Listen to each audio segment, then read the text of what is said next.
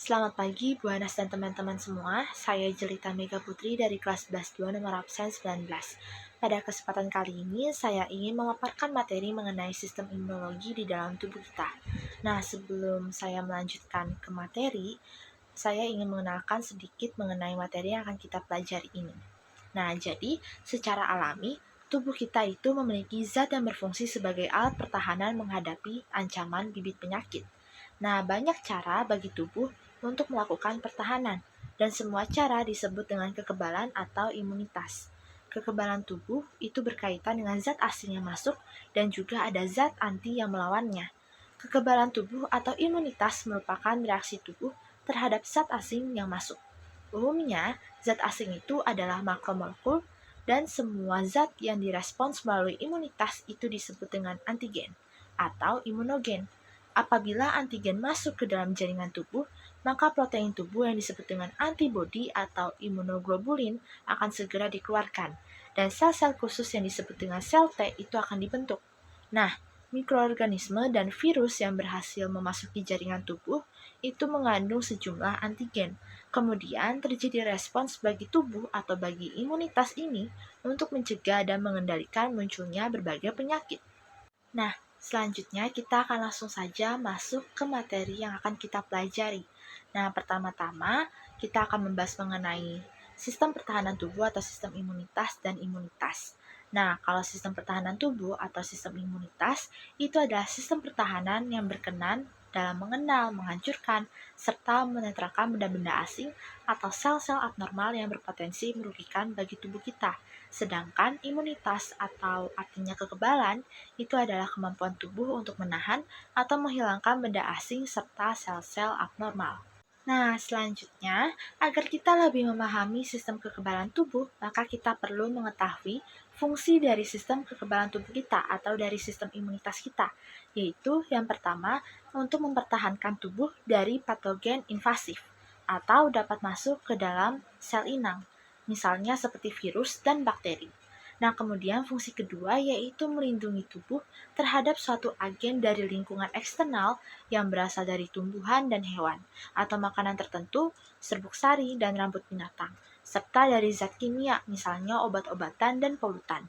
Kemudian fungsi yang ketiga yaitu menyingkirkan sel-sel yang sudah rusak akibat suatu penyakit atau cedera, sehingga memudahkan penyembuhan luka dan perbaikan jaringan. Dan yang terakhir yaitu mengenali dan menghancurkan sel abnormal atau mutan seperti kanker. Nah, selanjutnya kita akan membahas mengenai mekanisme pertahanan tubuh. Nah, mekanisme pertahanan tubuh merupakan imunitas bawaan sejak lahir, berupa komponen normal tubuh yang selalu ditemukan pada individu yang sehat dan siap mencegah serta menyingkirkan dengan cepat antigen yang masuk ke dalam tubuh. Nah, tubuh manusia itu memiliki dua macam mekanisme pertahanan tubuh, yaitu pertahanan non-spesifik atau alamiah dan pertahanan tubuh yang spesifik atau adaptif. Nah, kemudian kita akan membahasnya satu persatu terlebih dahulu. Nah, kita mulai terlebih dahulu dari pertahanan yang non-spesifik. Nah, yang pertama itu ada pertahanan fisik, kimia, dan mekanis terhadap agen infeksi. Nah, di sini kita bisa melihat kalau kulit yang sehat dan utuh itu menjadi garis pertahanan pertama terhadap antigen. Nah, selanjutnya itu ada membran mukosa yang melapisi permukaan bagian dalam tubuh, yang fungsinya untuk menyekresikan mucus sehingga dapat merangkap antigen, serta menutup jalan masuk ke sel epitel. Nah, kemudian yang ketiga itu ada cairan tubuh yang mengandung zat kimia antimikroba. Nah, zat kimia ini membentuk lingkungan yang buruk bagi beberapa mikroorganisme. Nah, kemudian ada juga pembilasan oleh air mata, saliva, dan urin. Nah, ini berperan juga dalam perlindungan terhadap infeksi dan mengandung enzim lisosim. Nah, kemudian pertahanan non-spesifik yang kedua adalah fagositosis. Nah, fagositosis itu merupakan garis pertahanan kedua bagi tubuh melalui proses penelanan dan pencernaan mikroorganisme dan toksin yang berhasil masuk ke dalam tubuh. Nah, proses ini dilakukan oleh neutrofil dan makrofag yang bergerak secara kemotaksis atau dipengaruhi oleh zat kimia. Nah, makrofag ini dibedakan menjadi makrofag jaringan ikat, makrofag dan prekursornya atau monosit, dan sistem makrofag mononukleus. Nah, di slide ini kita bisa melihat berbagai jenis makrofag. Yang pertama itu ada makrofag jaringan ikat atau histiosit, merupakan makrofag yang menetap atau berkeliaran. Kemudian yang kedua itu ada makrofag dan prekursornya atau monosit, itu tugasnya untuk membentuk sel raksasa asing atau multinukleus sebagai barier atau sebagai penahan di antara massa benda asing yang besar. Kemudian yang terakhir itu ada sistem fagosit mononukleus atau sistem retikulo-endotelial, merupakan kombinasi dari monosit fagositik, makrofag bergerak, dan jaringan tetap. Nah, di sini terdapat gambar proses dari fagositosis. Nah, berikut penjelasannya berdasarkan gambar tersebut. Nah, pertama-tama, sel itu akan membentuk sitoplasma pada saat bakteri atau benda asing melekat pada permukaan sel makrofag. Kemudian, sitoplasma tersebut akan melekuk ke dalam dan membungkus bakteri atau benda asing. Nah, tonjolan sitoplasma yang saling bertemu itu akan melebur menjadi satu, sehingga bakteri atau benda asing itu akan tertangkap di dalam vakuola. Nah, kemudian langkah selanjutnya ini berkaitan dengan lisosom nih. Jadi lisosom juga mempunyai pengaruh yang penting, di mana lisosom mempunyai kemampuan untuk memecah materi yang berasal dari dalam maupun dari luar akan menyatu dengan vakuola, sehingga bakteri atau benda asing tersebut akan musnah. Jadi benda asing tersebut sudah tidak ada di dalam tubuh kita lagi. Selanjutnya itu kita akan ke pertahanan non-spesifik yang ketiga, yaitu inflamasi. Nah, inflamasi adalah reaksi lokal jaringan terhadap infeksi atau cedera yang ditandai dengan kemerahan, panas, pembengkakan, nyeri, dan juga kehilangan fungsinya. Tujuannya apa? Tujuannya itu untuk membawa fagosit dan protein plasma ke jaringan yang terinfeksi. Untuk apa? Yaitu untuk mengisolasi, menghancurkan, menginaktifkan, dan juga membersihkan debris serta mempersiapkan penyembuhan dan perbaikan jaringan. Nah, di slide ini itu kita juga bisa melihat gambar dari proses terjadinya inflamasi atau peradangan. Jadi pertama-tama jaringan akan mengalami luka, kemudian akan merangsang mastosit dan mengeluarkan baik histamin maupun senyawa kimia lainnya. Kemudian akan terjadi pelebaran pembuluh darah yang mengakibatkan peningkatan kecepatan aliran darah sehingga permeabilitas pembuluh darah itu akan meningkat. Hal ini mengakibatkan terjadinya perpindahan sel-sel fagosit atau neutrofil dan monosit menuju ke jaringan yang terinfeksi tersebut. Kemudian, sel-sel fagosit akan memakan patogen. Selanjutnya, kita langsung saja ke pertahanan non-spesifik yang keempat, yaitu zat antimikroba spesifik yang diproduksi oleh tubuh. Nah, zat antimikroba ini terdiri dari dua. Yang pertama itu interferon, yaitu protein antivirus yang berfungsi untuk menghalangi multiplikasi dari virus.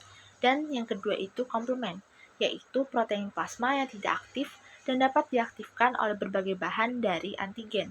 Di sini kita juga bisa melihat suatu gambar yang merupakan mekanisme dari interferon. Nah, bagaimana sih prosesnya? Pertama-tama, virus itu akan menginfeksi sel. Kemudian, gen interferon virus itu akan masuk ke dalam inti sel. Kemudian, molekul interferon itu akan masuk ke dalam sel lain sebagai benda asing. Nah, interferon menstimulasi sel untuk menyusun protein antivirus. Kemudian, protein antivirus itu akan memblokir reproduksi dari virus tersebut. Nah, begitulah proses dari mekanisme interferon. Nah, setelah membahas pertahanan tubuh yang non-spesifik, sekarang kita akan melanjutkannya ke pertahanan tubuh yang spesifik atau yang adaptif. Nah, pertama-tama, sistem pertahanan tubuh yang spesifik merupakan sistem kompleks yang memberikan respons imun terhadap antigen yang lebih spesifik, misalnya bakteri, virus, dan toksin yang dianggap asing. Nah, apa saja sih yang berperan di dalam sistem pertahanan tubuh yang spesifik ini? Nah, pertama-tama itu ada komponen respons imunitas spesifik yang terdiri dari pertama, ada antigen. Antigen itu merupakan zat yang merangsang respons imunitas, terutama dalam menghasilkan antibodi. Nah, antigen ini terdiri atas bagian determinan antigen atau epitop, yaitu bagian antigen yang membangkitkan respons imun, dan hapten, yaitu molekul kecil yang jika sendirian itu tidak akan dapat menginduksi dari produksi antibodi, melainkan harus bergabung dengan karier yang molekulnya itu lebih besar. Nah, di sini juga terdapat sebuah gambar. Nah, gambar ini merupakan respons dari imunitas yang terdiri dari antibodi-antibodi.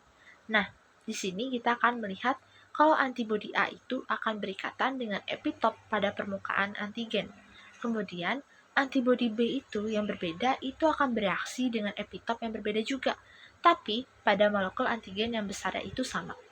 Kemudian, antibodi C itu yang berbeda itu akan bereaksi dengan epitop yang berbeda pada molekul antigen yang sama besar. Nah, berikut itu merupakan penjelasan dari respons imunitas yang spesifik. Di slide berikutnya ini kita tetap akan membahas komponen yang kedua, yaitu antibodi.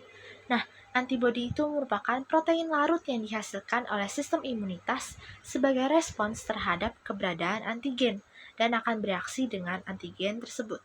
Nah, itu disebut juga sebagai protein plasma yang disebut dengan imunoglobulin atau IG yang terdiri atas 5 kelas.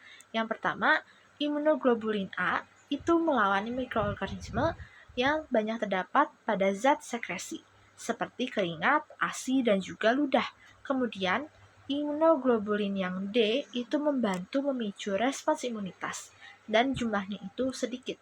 Kemudian, imunoglobulin yang E itu menyebabkan pelepasan histamin dan mediator kimia.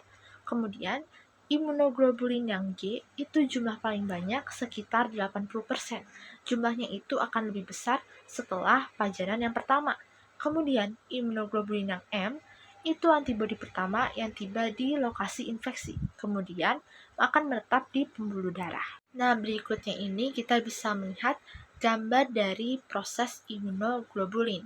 Nah, yang pertama nih, ada imunoglobulin G, itu jumlah paling banyak sekitar 80%.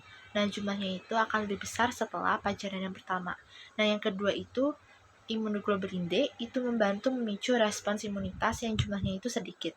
Kemudian yang ketiga itu urutannya itu merupakan imunoglobulin E, menyebabkan pelepasan histamin dan mediator kimia lain. Nah, kalau yang bagian yang keempat itu imunoglobulin A itu melawan mikroorganisme. Banyak terdapat pada zat sekresi seperti keringat, ASI, dan juga ludah. Kemudian, imunoglobulin M itu merupakan antibodi pertama yang tiba di lokasi infeksi, kemudian menetap di pembuluh darah. Nah, dari gambar ini, maka kita bisa mengenal berbagai macam dari imunoglobulin, beserta bagaimana karakteristiknya. Nah, teman-teman, sekarang kita akan masuk ke pertahanan spesifik yang kedua, yaitu interaksi dari antibodi dan juga antigen. Apa sih interaksinya? Jadi, yang pertama itu ada fiksasi komplement, yaitu aktivasi sistem komplement, atau kurang lebih seperti protein serum, oleh antibodi. Jika terjadi infeksi, maka protein pertama dalam rangkaian protein komplement itu akan diaktifkan, sehingga memicu aktivasi protein-protein yang selanjutnya atau yang setelah proses ini. Nah, kemudian hasilnya adalah virus dan sel-sel patogen itu mengalami krisis. Nah, selanjutnya yang kedua itu ada netralisasi.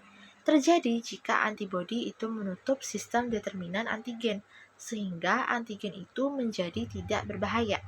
Nah, yang ketiga itu ada aglutinasi atau penggumpalan. Terjadi jika antigen itu berupa materi partikel. Selanjutnya itu ada presipitasi atau pengendapan, yaitu pengikatan silang molekul-molekul antigen yang terlarut dalam cairan tubuh. Jadi, antigen-antigen ini itu akan melarut di dalam cairan tubuh kita. Nah, selanjutnya kita lanjut ke pertahanan spesifik yang ketiga, yaitu jenis imunitas atau jenis dari kekebalan tubuh kita. Nah, jenis imunitas ini terbagi menjadi dua, ada imunitas yang aktif dan ada juga yang pasif.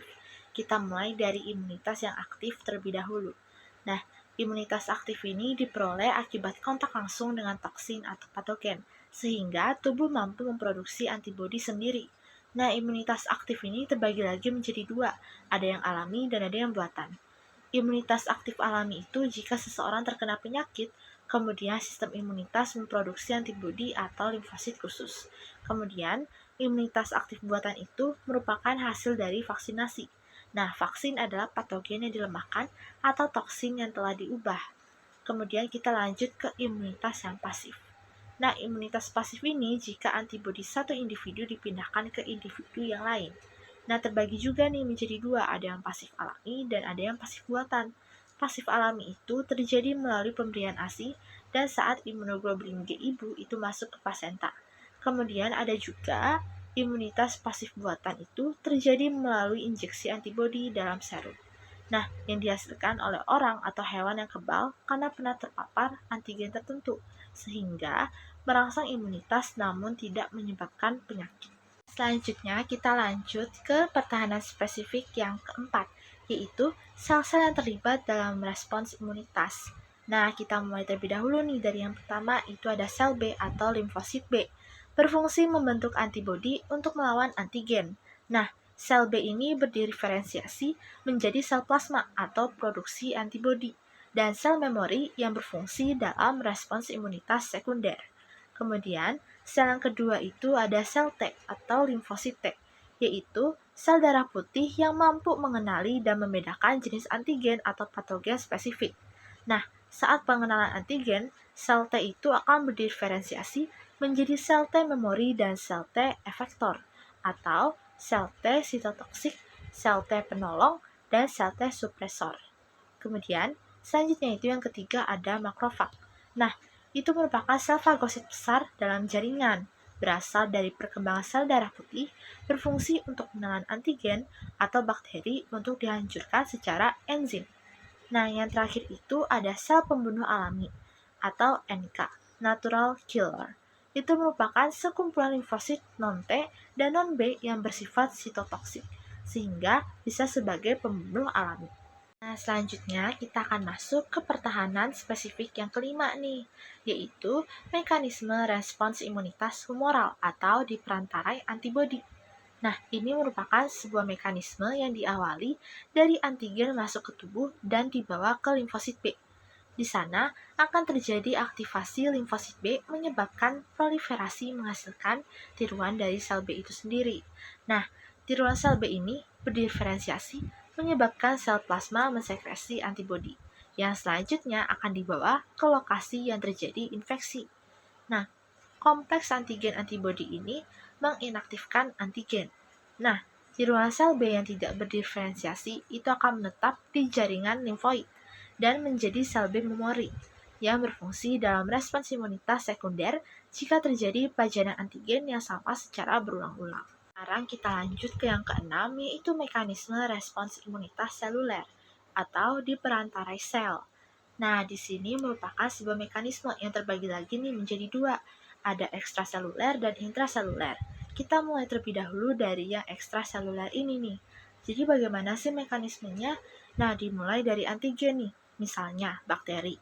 Itu akan ditelan oleh makrofag yang mengandung fragmen protein, peptida, dari antigen tersebut. Nah, selanjutnya, makrofag itu akan membentuk molekul MCH kelas 2. MCH kelas 2 ini menangkap peptid antigen dan membawanya ke permukaan, serta memperlihatkannya ke sel T penolong. Nah, pada sel T penolong ini akan mengaktifasi makrofag untuk menghancurkan mikroorganisme yang sudah ditelan. Jadi, begitu adalah penjelasan dari mekanisme respons imunitas seluler yang bagian ekstraseluler. Nah, kita lanjut ke bagian yang kedua, yaitu yang secara intraseluler. Bagaimana sih mekanismenya? Nah, jadi dimulai dari antigen yang misalnya virus itu menginfeksi sel tubuh. Kemudian, sel tubuh itu akan membentuk MCH kelas 1. Nah, di mana MCH kelas 1 ini akan menangkap peptid virus dan membawa ke permukaan sel dan memperlihatkannya ke sel T sitotoksik atau CTL. Nah, CTL ini akan teraktivasi oleh kompleks MCH kelas 1, peptid virus, dan sel T penolong. Kemudian, CTL ini kemudian berdiferensiasi menjadi sel pembunuh yang aktif, yang akan membunuh sel yang akan terinfeksi. Kemudian, CTL ini tidak akan berdiferensiasi menjadi sel memori yang berfungsi dalam respons imunitas sekunder. Jadi, antara yang secara ekstraseluler dan intraseluler ini terdapat sedikit perbedaan. Nah, setelah membahas materi mengenai pertahanan spesifik dan non-spesifik dalam tubuh kita, selanjutnya kita akan mengenal berbagai jenis imunisasi. Nah, imunisasi ini sudah diberikan sejak kita masih bayi. Nah, imunisasi ini diberikan untuk sistem kekebalan tubuh kita. Kita mulai dari yang pertama, ada imunisasi BCG atau Bacillus Calmette Guerin, dilakukan untuk mencegah penyakit tuberkulosis atau TBC. Nah, imunisasi ini itu diberikan kepada bayi yang baru lahir sampai usia kurang dari 2 bulan. Yang kedua, ada imunisasi hepatitis B. Dilakukan untuk mencegah penyakit hepatitis B atau infeksi organ hati. Vaksin ini diberikan sebanyak 3 kali, yaitu 12 jam setelah lahir, saat berusia 1 bulan, dan 3-6 bulan. Nah, selanjutnya itu ada imunisasi polio. Dilakukan untuk mencegah penyakit poliomyelitis yang dapat menyebabkan kelumpuhan. Imunisasi polio di Indonesia itu dilakukan dengan cara meneteskan 2 tetes vaksin sabin ke mulut sebanyak 4 kali, yaitu saat kunjungan pertama setelah bayi lahir, usia 2 bulan, 4 bulan, dan 6 bulan. Pemberian vaksin ini diulang pada usia 18 bulan dan 5 tahun. Selanjutnya ada imunisasi DPT. Dilakukan untuk mencegah 3 macam penyakit sekaligus, yaitu difteri, pertusis atau batuk rejan, dan tetanus. Vaksin diberikan saat bayi berusia lebih dari 6 minggu, 4 bulan, dan 6 bulan. Pemberian vaksin diulang pada usia 18 bulan, 5 tahun, dan 12 tahun. Nah, dengan vaksin difteri tetanus atau tetanus toksoid melalui program BIAS atau Bulan Imunisasi Anak Sekolah dari SD kelas 6. Selanjutnya itu ada imunisasi campak diberikan pertama kali saat anak berusia 9 bulan. Nah, vaksin campak kedua diberikan saat anak berusia 6 tahun melalui program BIAS SD kelas 1. Nah, yang terakhir itu ada imunisasi HIB atau Haemophilus influenza tipe yang B. Nah, dilakukan untuk mencegah penyakit meningitis atau radang selaput otak. Nah, vaksin HIB ini itu diberikan mulai dari usia 2 bulan dengan jarak pemberian dari vaksin pertama ke vaksin berikutnya itu sebanyak 2 bulan juga. Kita langsung lanjut saja ke imunisasi yang ketujuh, ada imunisasi MMR atau Measles, Mumps, dan Rubella. Dilakukan untuk mencegah penyakit campak, gondongan, dan campak Jerman. Nah, vaksin dapat diberikan pada saat anak berusia 12 bulan dan apabila belum mendapatkan imunisasi campak ketika berusia 9 bulan. Nah, imunisasi ini diulang saat anak berusia 6 tahun. Kemudian imunisasi ke-8 itu ada imunisasi hepatitis A, dilakukan untuk mencegah penyakit hepatitis A yang dapat menyerang organ hati. Vaksin dapat diberikan pada anak berusia di atas 2 tahun dan diberikan sebanyak 2 kali dengan interval 6-12 bulan.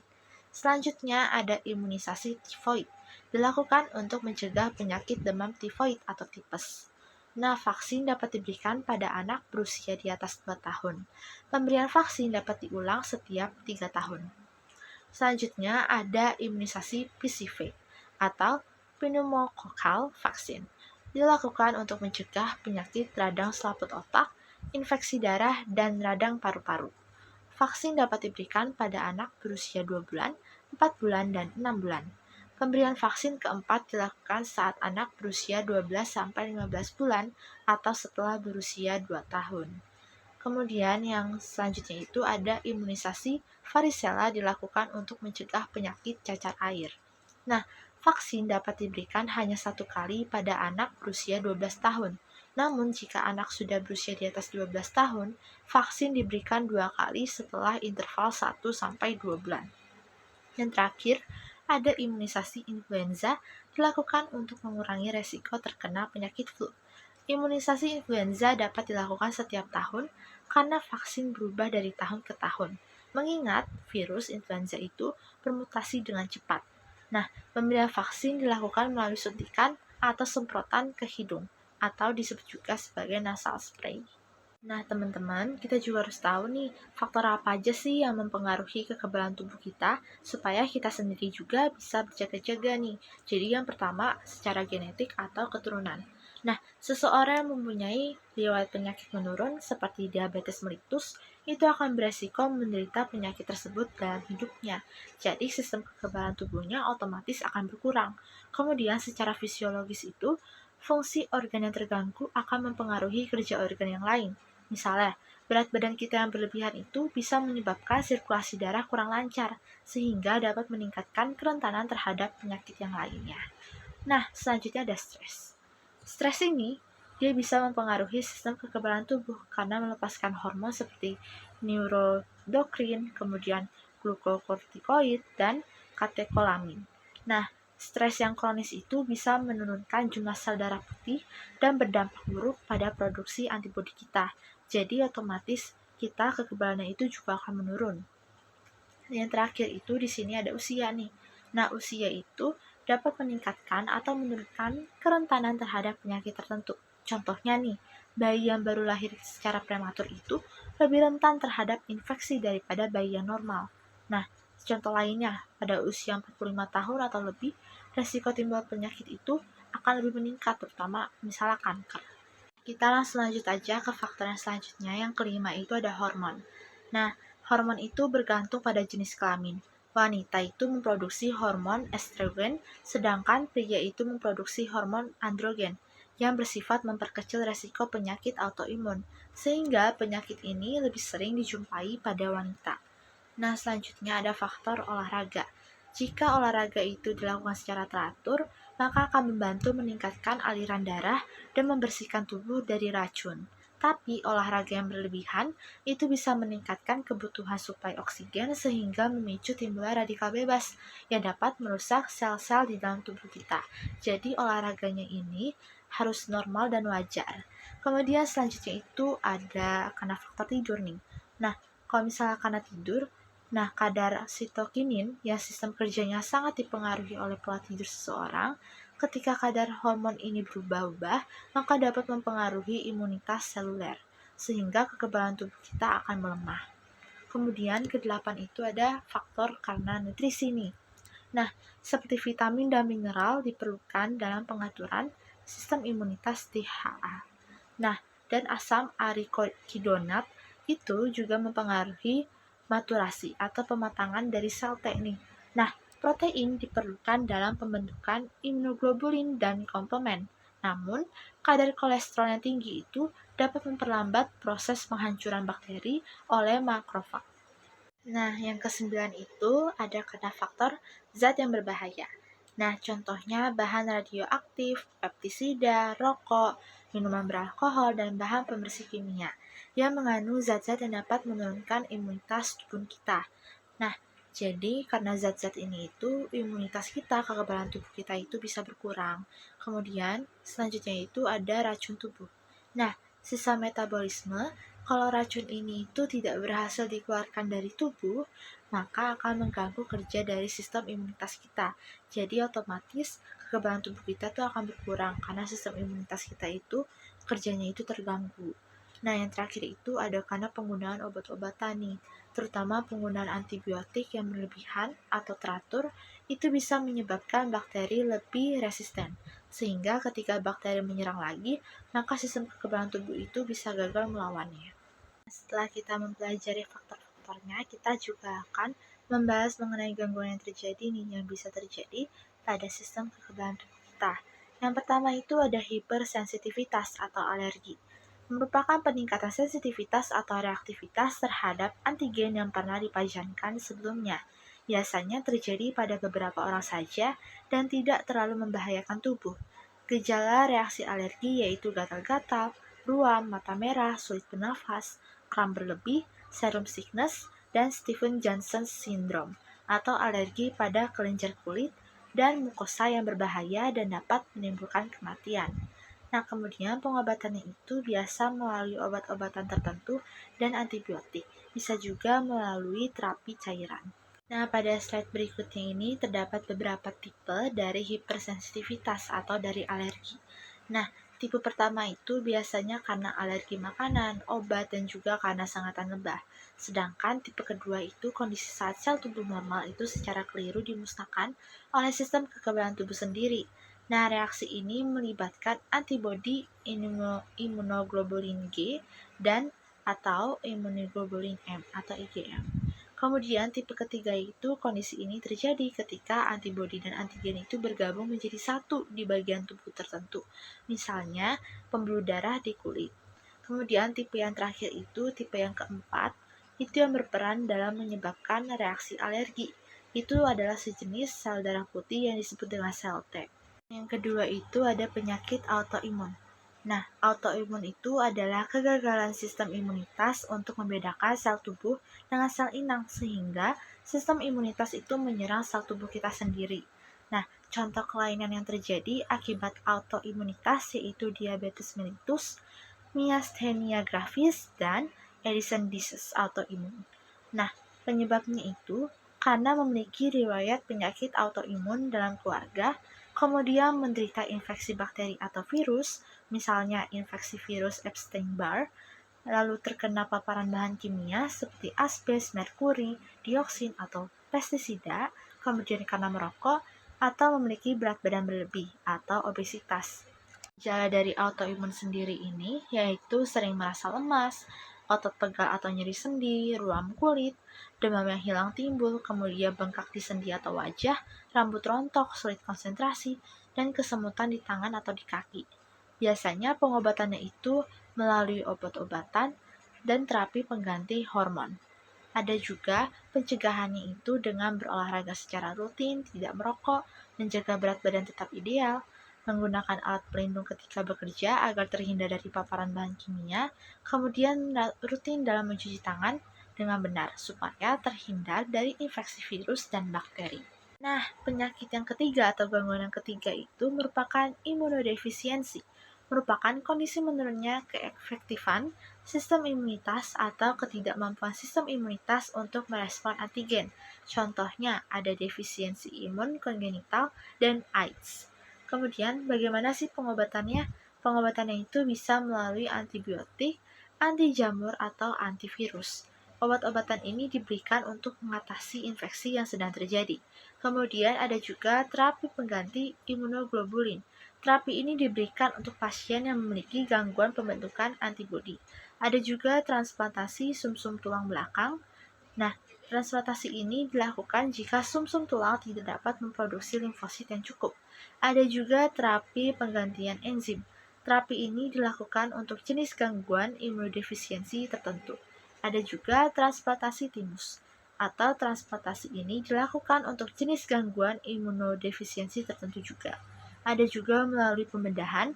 Pembedahan ini dilakukan untuk menangani komplikasi seperti sinusitis kronis, kemudian ada juga trombositopenia, autoimun berat, atau anemia hemolitik. Nah, berikut itu merupakan penjelasan dari penyakit imunodefisiensi. Nah, tadi itu merupakan berbagai penjelasan mengenai materi dari imunitas atau mengenai sistem imunologi di dalam tubuh kita. Nah, sekian yang dapat saya sampaikan. Mohon maaf apabila masih terdapat kesalahan atau kekeliruan. Nah, semoga bermanfaat bagi kita semua. Terima kasih sudah menonton.